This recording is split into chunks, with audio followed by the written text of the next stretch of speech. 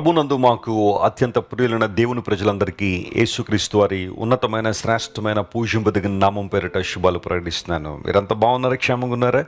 Good morning everyone.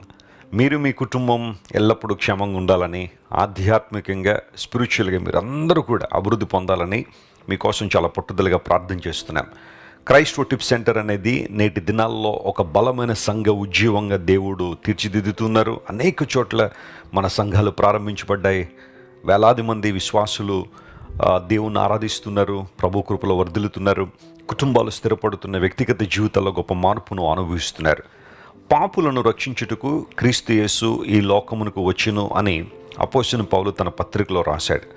యేసు ప్రభువారు ఈ లోకానికి ఎందుకు వచ్చారు అనే ప్రశ్న చాలామందిలో ఉండొచ్చు. కొంతమంది వాటికి రకరకాల సమాధానాలు ఇస్తున్నారు. యేసు ప్రభువారు మతాన్ని స్థాపించడానికి వచ్చారని, లేదా రకరకాల కార్యక్రమాలు చేయడానికి వచ్చారని కొంతమంది తెలియకుండా మాట్లాడే వాళ్ళు ఉంటారు. కానీ యేసు ప్రభు ఈ లోకానికి రావడంలో ప్రధాన ఉద్దేశం ఆయన మనందరి కోసం తన ప్రాణం పెట్టడానికి, పాపులైన మనలందరినీ కూడా రక్షించడానికి. బైబిల్ నిర్ద్వందంగా సెలవిచ్చే సత్యాల్లో ఇది చాలా ప్రాముఖ్యమైంది. ప్రతిరోజు ఉదయాన్నే లేచిన తర్వాత ఒక వాగ్దాన సందేశాన్ని బైబిల్ నుంచి మనం వింటున్నాం. మీరందరూ కూడా సిద్ధంగా ఉన్నారు కదా? ఈరోజు వాగ్దానంగా యోబు గ్రంథం 22వ అధ్యాయం 21వ వచనాన్ని చదువుకుందాం. The book of Job chapter 22 and words 21. ఆయనతో సహవాసము చేసిన ఎడల నీకు సమాధానము కలుగును, అలాగున నీకు మేలు కలుగును. రెండు ప్రాముఖ్యమైన విశిష్టమైన ఆశీర్వాదాలు దేవునితో సహవాసం చేయడం ద్వారా మనకు లభిస్తాయని లేఖనం సెలవిస్తుంది. యోబు గ్రంథం బైబిల్లో చాలా ప్రాముఖ్యమైన గ్రంథం. ఇన్ఫ్యాక్ట్ బైబిల్లో రాయబడిన పుస్తకాల్లో మొట్టమొదటిగా రాయబడిన గ్రంథం యోబు గ్రంథం అని చరిత్రకారులు చెబుతూ ఉంటారు. ఎందుకంటే యోబు గ్రంథాన్ని కూడా మొదటి చివరి అధ్యాయాలు దైవజనుడైన మోషే రాశాడని బైబిల్ పండితులకి అభిప్రాయం. ఊజు దేశంలో యోబు ఉండేవాడు. అన్ని బాగున్నాయి పరిస్థితులన్నీ. దేవుని స్తుతించడంలో, ఆయన ఆరాధించడంలో, అరుణోదయమును లేచి తన కుటుంబ పక్షంగా దేవుని సన్నిధిలో అతడు చేసే కార్యక్రమాలు చాలా గొప్పవి. అయితే ప్రతికూల పరిస్థితులు అకస్మాత్తుగా యోబు జీవితంలోకి వచ్చేసాయి. ఆస్తిని కోల్పోయాడు, ఆరోగ్యాన్ని కోల్పోయాడు, బిడ్డలను కోల్పోయాడు. ఒక మాటలో చెప్పాలంటే ఒక్క రోజులో తన జీవితంలో పరిస్థితులన్నీ కూడా ప్రతికూలంగా మారిపోయాయి. అయినప్పటికీ యోబు దేవుని దూషించలేదు. యెహోవా ఇచ్చిన యెహోవా తీసుకుని పోయాను, ఆయన నామమునికి మహిమ కలుగునుగాక, ఆయన నామం స్తుతినందునుగాక అని చాలా చక్కని మాటలు దైవజనుడు మాట్లాడాడు. యోబును ఆదరించడానికి ముగ్గురు స్నేహితులు వచ్చారు. Eliphaz, Bildad, Zophar. ఈ ముగ్గురు కూడా యోబును తమ మాటల ద్వారా ఊరడించాలని, ఆదరించాలని వచ్చారు. అప్పుడు యోబు గారికి ఆ ముగ్గురు స్నేహితులకు మధ్య జరిగిన సంభాషణ ఎంత రియలిస్టిక్గా ఉంటుందంటే, మానవ జీవితంలో కొన్నిసార్లు ఎత్తుపల్లాలు సహజమే. వాటిల్లో మన రెస్పాన్స్ ఏంటి, మన ఆలోచన విధానం ఎలా ఉంటుంది, మన అభిప్రాయాలు ఏంటో చాలా క్లియర్గా స్పష్టంగా యోబు గ్రంథంలో మనం చూస్తాం.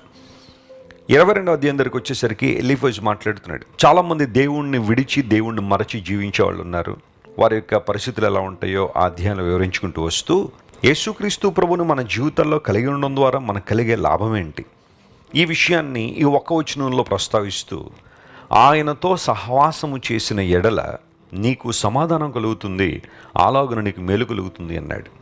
ఈ రోజుల్లో మానవుడు ఏది చేసినా పీస్ ఆఫ్ మైండ్ కోసమే, సమాధానం కోసమే.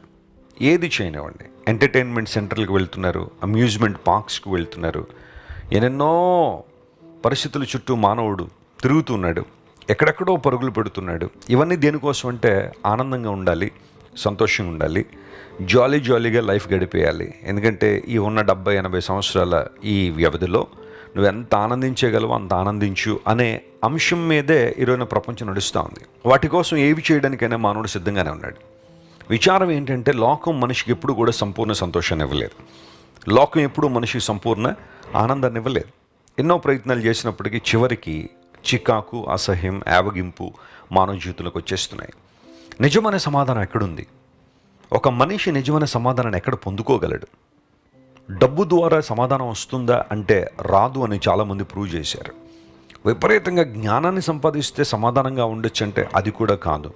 ఎందుకంటే దేవుని సమాధానం జ్ఞానమునకు మించిందని అపోస్తలుడైన పౌలు ఫిలిప్పీ సంఘానికి రాశాడు.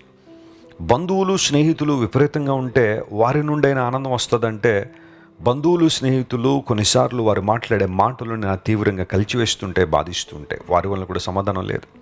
నిజమైన సమాధానం, నిజమైన సంతోషం ఎక్కడుంది అంటే దేవునితో నువ్వు చేసే సహవాసంలో ఉంది. ఒక మాట చెప్పమంటారా, అసలు దేవుడు మనల్ని కలుగు చేసిన ఉద్దేశం కూడా అదే కదా. ఆయన మనతో సహవాసం చేయాలనే కదా. అయితే మానవుడు దేవునితో సహవాసం చేయాల్సిన వాడు. పరమ తండ్రితో సహవాసం చేసి సకలమైన దీవెనలు ఆశీర్వాదాలు పొందుకోవాల్సిన మనిషి సాతానుతో సహవాసం చేయడం నేర్చుకున్నాడు. అపవాదితో సహవాసం చేస్తున్నాడు. అపవాది దురాశను కలిగి ఉండేవాడు, అబద్ధికుడని బైబిల్ సెలవిచ్చింది. సాతానుతోనూ లోకంతోనూ సహవాసం చేయడం ద్వారా మనిషి తనకున్న ఆధ్యాత్మిక ప్రయోజనాలన్నింటి కూడా కోల్పోతున్నాడు. మనశ్శాంతి లేదు, సంతోషం లేదు, సమాధానం లేదు, జీవితంలో నెమ్మది లేదు, ఆత్మరక్షణకు దూరం అయిపోతున్నాడు. అందును బట్టి యేసు ప్రభువారు ఈ లోకానికి దిగి వచ్చి సిలువలో మనందరి కోసం మరణించి తన చేతులు చెప్పి పిలుస్తూ ఉన్నాడు, నా దగ్గరికి రండి అని. ఎందుకు అంటే మరలా మన సహవాసం ఆయనతో పునరుద్ధరించాలని. ఆయన ప్రేమను వెల్లడి చేశారు, ఆయన కృపను మన మీద కృమ్మరించారు. ఆయన మన కొరకు ఏమి చేయాలో సమస్తం చేసి మనల్ని ఆహ్వానిస్తున్నారు. ప్రభువుని మనం కలిగి ఉండడం ద్వారా, ఆయనతో సహవాసం చేయడం ద్వారా సమాధానం మాత్రమే కాదు, అలాగున మేలు కలుగుతుందన్నాడు. ఏ మేలు కోసమైతే ఈరోజు నువ్వు ప్రార్థిస్తున్నావో, ఏ మేలు జరగాలని నువ్వు కోరుతున్నావో వాటిని చేయడానికి సామర్థ్యం కలిగిన వాడు మన దేవుడు. ఆయన దగ్గరికి వద్దామా? ఈరోజు నువ్వు చేయగలిగిన నువ్వు చేస్తే ప్రభు నీ పక్షాన కలిగి ఉన్న ప్రణాళికలు ఆయన నెరవేరుస్తారు. అదేనంటే నువ్వు దేవునితో సహవాసం చేయి, ఆయన సమస్తాన్ని నీకు అనుగ్రహిస్తాడు. ఈ వాగ్దానాన్ని క్లెయిమ్ చేసుకుని ప్రభువుని స్తుతించండి, ఆయన వైపు చూడండి, మీ జీవితంలో అద్భుతాలు జరుగుతాయి. ప్రేమగల తండ్రి, ఇంతవరకు మీరు మాకు ఇచ్చిన వాగ్దాన సందేశాన్ని బట్టి నీకు స్తోత్రాలు. అవును ప్రభువా, నీతో సహవాసం చేయడం ద్వారా మాకు సమాధానము మరియు మేలు కలుగుతుందని నీ లేఖనాలు సెలవిచ్చాయి. ఈరోజు మా ప్రియులు ఎంతమంది అయితే సమాధానం లేకున్నారో, మేలును చూడకు ఉన్నారో వారందరినీ మీరే కనికరించండి, ముట్టండి, బలపరచండి. సంపూర్ణమైన నీ కృప ప్రతి ఒక్కరికి విస్తరింపు చేయండి ప్రభు. వారి యొక్క గృహాల చుట్టూ నీ మహిమను ఉంచండి. వారి యొక్క కుటుంబాలను మీరు కాపాడండి, భద్రపరచండి. వారి ప్రయాణాల్లో తోడుగుండండి. అనారోగ్యంతో వారికి స్వస్థతనివ్వండి, విడుదల లేని వారికి విడుదల ఇవ్వండి. యేసు నామం పేరిట అడిగి వేడుకొనిచున్నాం తండ్రి, amen. God bless you dear friends. Have a wonderful day. Christ worship centre ఓ బలమైన సంఘ ఉద్యమం. కొన్ని సంవత్సరాల క్రితం కేవలం 2 ప్రారంభించబడిన పరిచర్య నేడు ప్రపంచవ్యాప్తంగా లక్షలాది మందిని ప్రభావితం చేయుచున్నది. రాజమండ్రి, సికింద్రాబాద్, బెంగళూరు, నెల్లూరు, దుబాయ్, బహ్రైన్, కరీంనగర్, విశాఖపట్నం, గద్వాల్, కొవ్వూరు, మలకపల్లి, శ్రీలంక, భూటాన్, అడ్డతీగల, పాలమూరు, ఒంగోలు, బళ్ళారి, కోరుకొండ, పోతవరం, నల్లజర్ల, వెంకటరామయ్యగూడెం, మచిలీపట్నం, ఇందిరానగర్లతో పాటు అనేక గ్రామాల్లో క్రైస్ట్ వర్షిప్ సెంటర్ ఆరాధనలు జరుగుచున్నవి. వాక్య సంబంధమైన ఉద్యమంలో, పరిశుద్ధాత్మ సంరక్షణలో కొనసాగాలనుకునే ప్రతి ఒక్కరికి మా ప్రేమపూర్వక ఆహ్వానాన్ని అందిస్తున్నాము.